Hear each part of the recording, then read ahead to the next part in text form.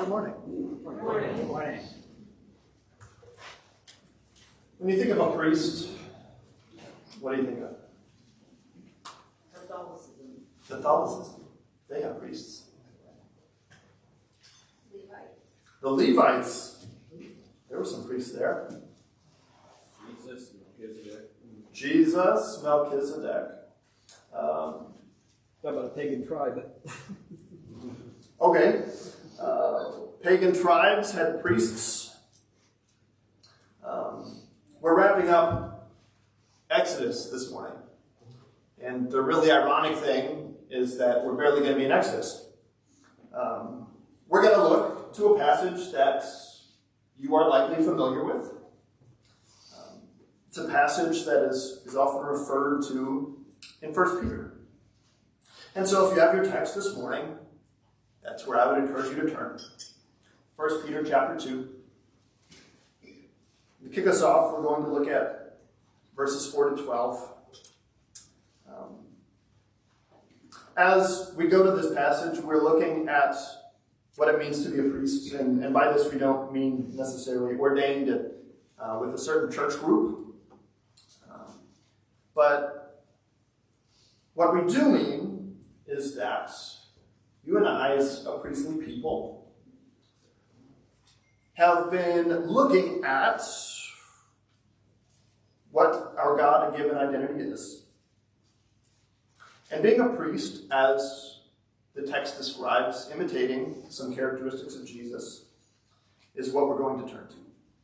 1 Peter chapter 2, verses 4 to 12. As you come to him, a living stone, rejected by men in the sight of God, chosen and precious, you yourselves, like living stones, are being built up as a spiritual house to be a holy priesthood, to offer spiritual sacrifices acceptable to God through Jesus Christ. For it stands in the writings, behold, I am laying in Zion stone, a cornerstone chosen and precious, and whoever believes in him will not be put to shame. So the honor is for you, those of you who believe.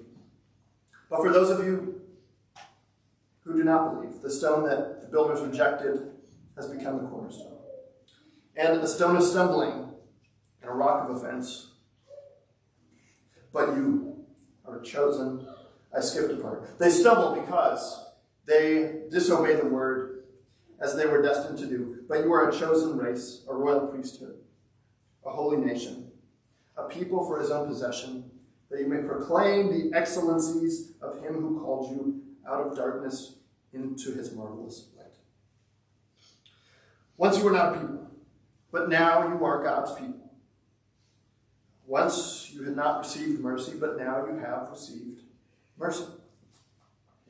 Beloved, I urge you, as sojourners and exiles, to abstain from the passions of the flesh, which wage war against your soul.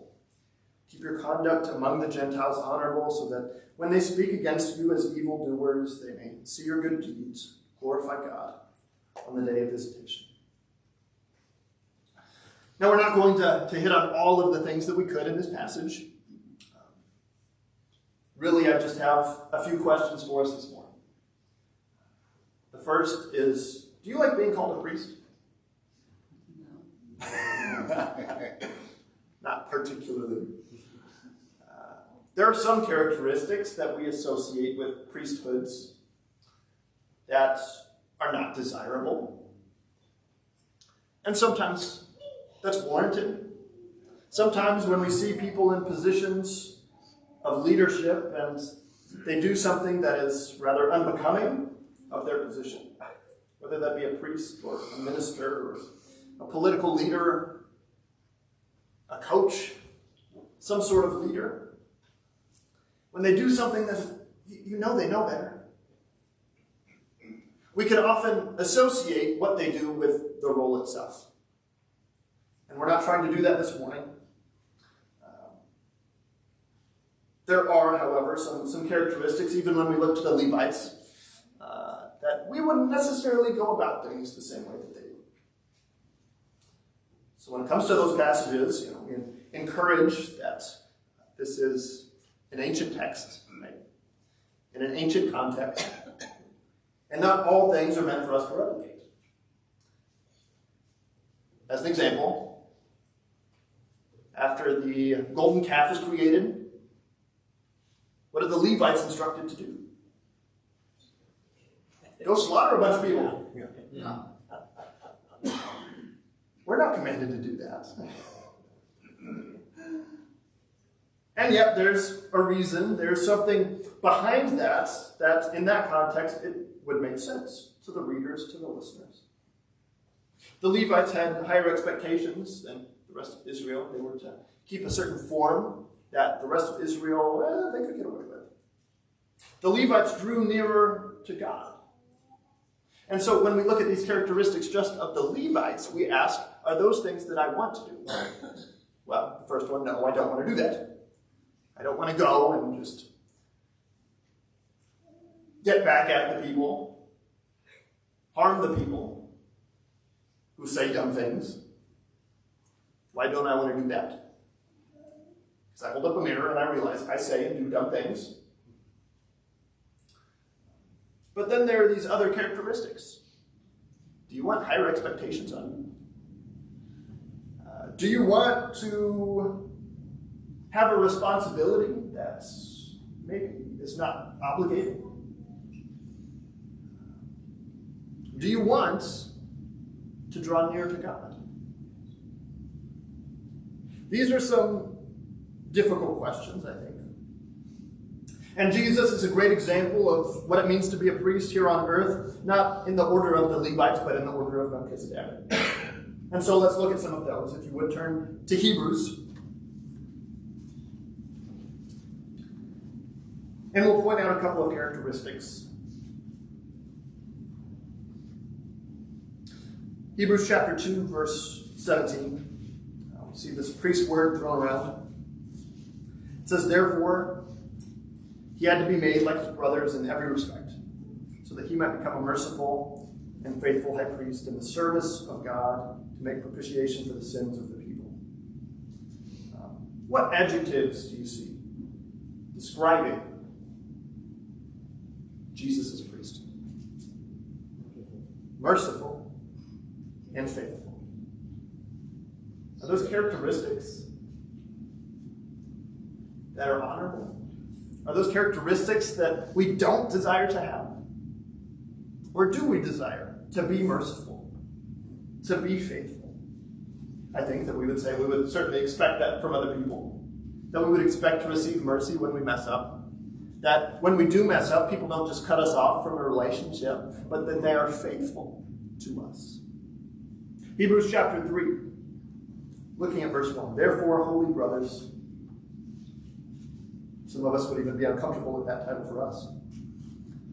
You who share in a heavenly calling, consider Jesus the apostle and the high priest of our confession. Who was, as verse 2 saying, faithful to him who appointed him, just as Moses was also faithful in all God's house. Chapter 5 of Hebrews, looking at verses 4 and 5. No one takes this honor for himself, but only when God only when called by God, just as Aaron was. So also Christ did not exalt himself to be made a high priest, but was appointed by him who said to him, you are my son. Today I have begotten you. Here I see a commission. When we talk about what an apostle did, it's not just a fancy title that 12 people who were lucky enough to have that apostle had. That title had, but it had a meaning to it. These were individuals who were commissioned or recommissioned. Are we given a task to go? Are we given a responsibility, not as a special person, but as a Christian, as a follower of Christ, and of a child of God? Looking at chapter 4, verses 14 to 15, another characteristic. Since then, we have a great high priest who has passed through the heavens, Jesus, the Son of God. Let us hold fast our confession. For we do not have a high priest who is unable to sympathize with our weaknesses, but one who in every respect has been tempted as we are, yet without sin. If we're priests, we think there's this high expectation of us, this unrealistic expectation. And we look to Jesus as this great high priest, as this example. Is he an unrealistic example? He's like, sometimes we throw up our hands and say, well, he was Jesus. Of course, I'm not going to match up to his standard. But then we come to a passage like this, and we see that he took on flesh. He's not unable, meaning he is able, to sympathize with our weaknesses. Do you have any weaknesses? Loaded question, I know. We all have weaknesses. We all fall short. And yet Jesus has this ability that seems unattainable. What this passage describes is not unattainable Jesus, but practical Jesus.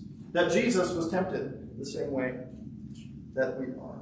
We see in chapter 5, verse 1, for every high priest chosen from among men is appointed to act on behalf of men in relation to God, to offer gifts and sacrifices for sins. What gifts, lots of questions I know, what gifts do you offer on behalf of other people? Do you pray for other people? We have a prayer list, right, here at the church. We have a shepherd's prayer at the end of each service. People that we're interceding for, and people that we're going before the throne of God, and sometimes we don't have the words to describe what this person needs, but we know the Spirit does, who also intercedes. Jesus, as high priest, gives us a great example. Not just in the form of things to do, which we'll get to in a moment, but at our core, as a priestly people, as a holy nation, as the kingdom of God, Jesus gives us an example of the attitudes that we're to have, of the things that we can keep in mind, characteristics that don't come easily. Not saying that they do, but characteristics that identify priesthood in the kingdom. Now, in Exodus 39, we see a list of things, and this list of things are close to her, specifically for the priests.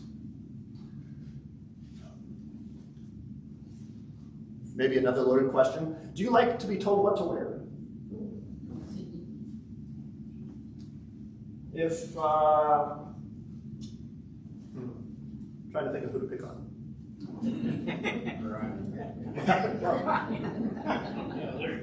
Brian, your name came up. I won't pick on you, I'll pick on me, right? If Brian, you come up to me, and you say, John,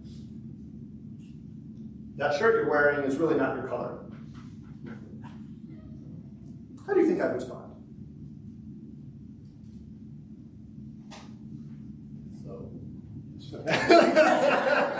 Depends on who's saying it, I guess.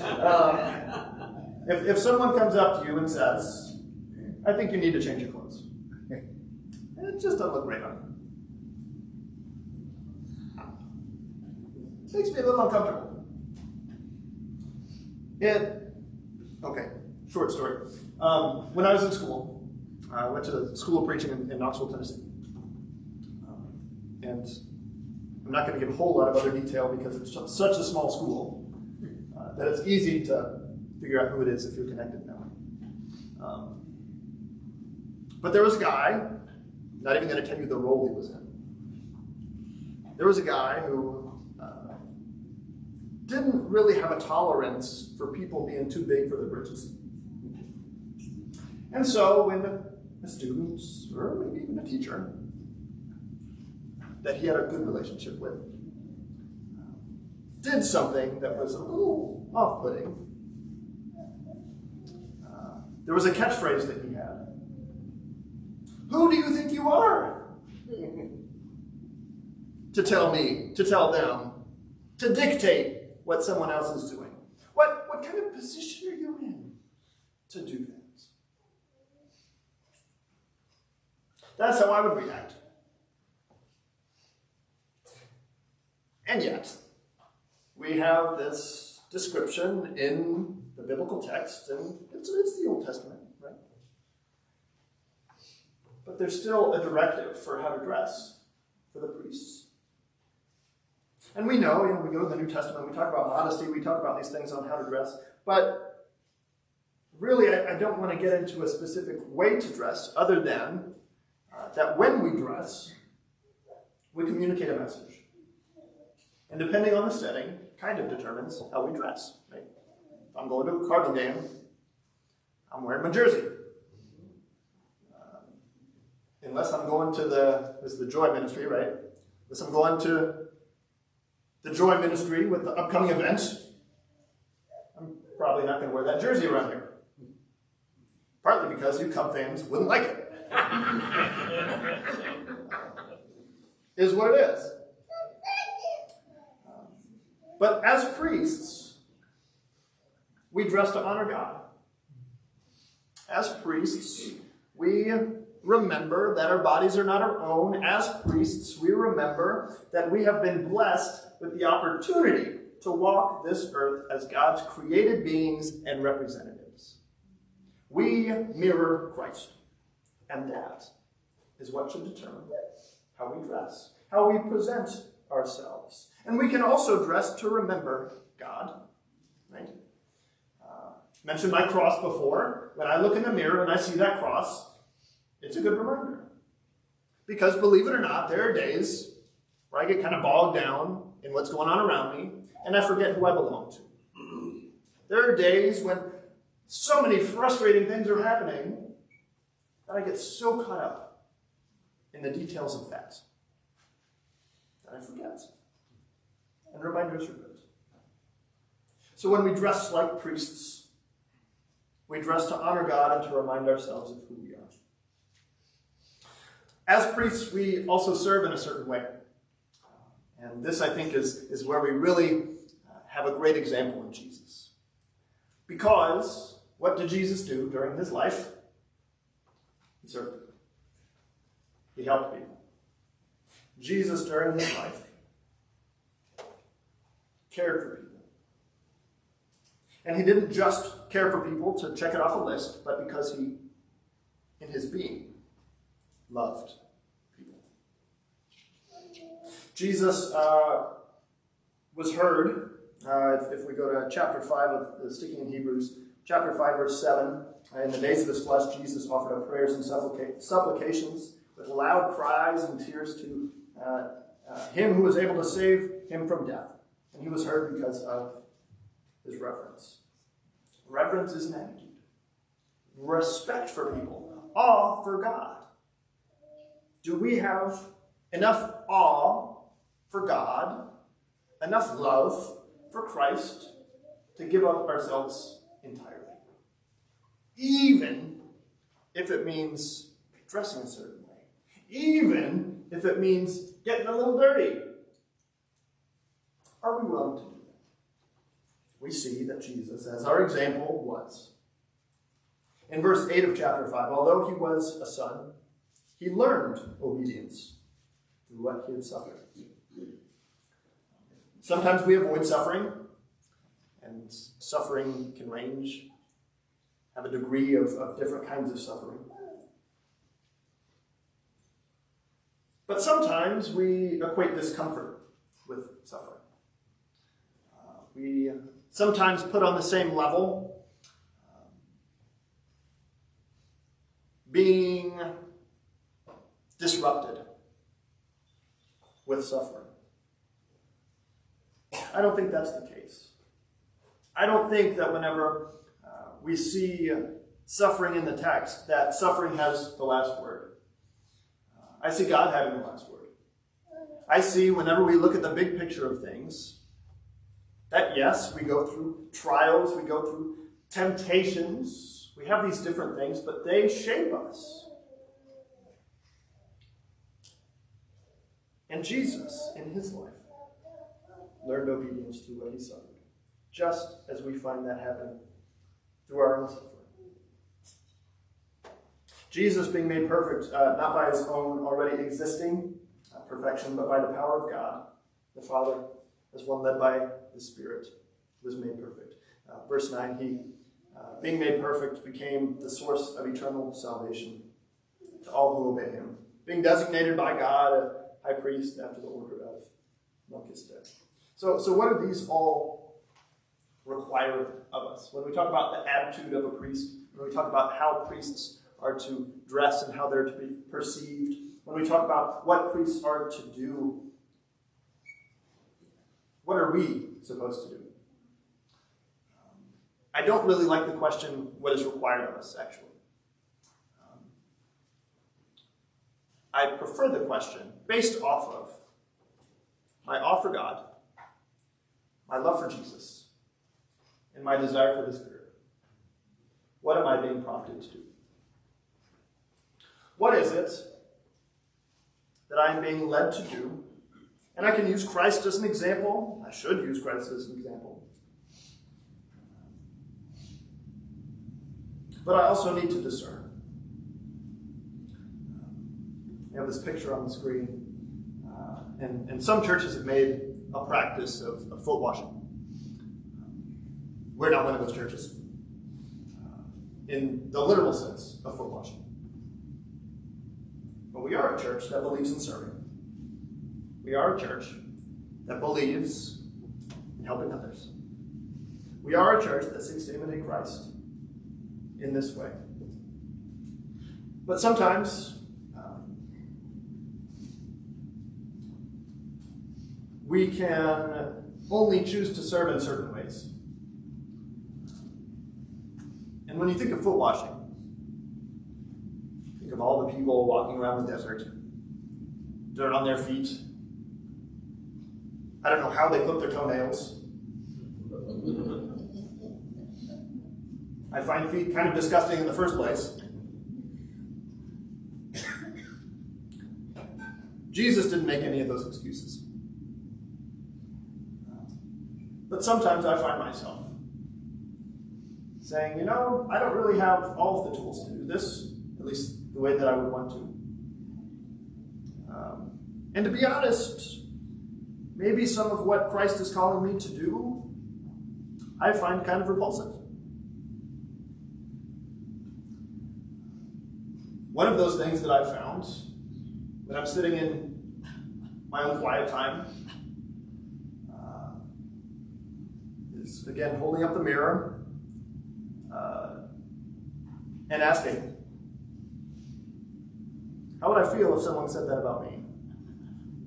How would I feel if someone said, well, I'm not going to serve John because even if I tried, I wouldn't do it the way that I would want him to have. Even if I find John kind of off-putting, so I'm really not going to spend much time with him. Is that the mind of Christ? Is that the attitude of Jesus? Is that who at our core is a royal priesthood, a holy nation, are supposed to be? I think you know the answer to that question. It's difficult, though. It's difficult trying to will ourselves to do what Jesus would do. It's difficult to imitate Christ. My encouragement to you this morning is, as a priest, the really great thing is you don't just have to rely on your own motivation. You don't just have to rely on your own strength. You can rely on strength that comes from God. You can rely on a spirit that created all of the good that you see in the world around you. Why wouldn't you want to rely on that? We know the faults that we have. But we are called priests nonetheless. Will you embrace the core of what it means to be a priest? Will you carry yourself as one who belongs to someone other than yourself? Will you serve as Jesus served? The Lord bless you and protect you. The Lord make his face shine upon you and be gracious to you. The Lord lift his face upon you, give you peace. Stay blessed in his name.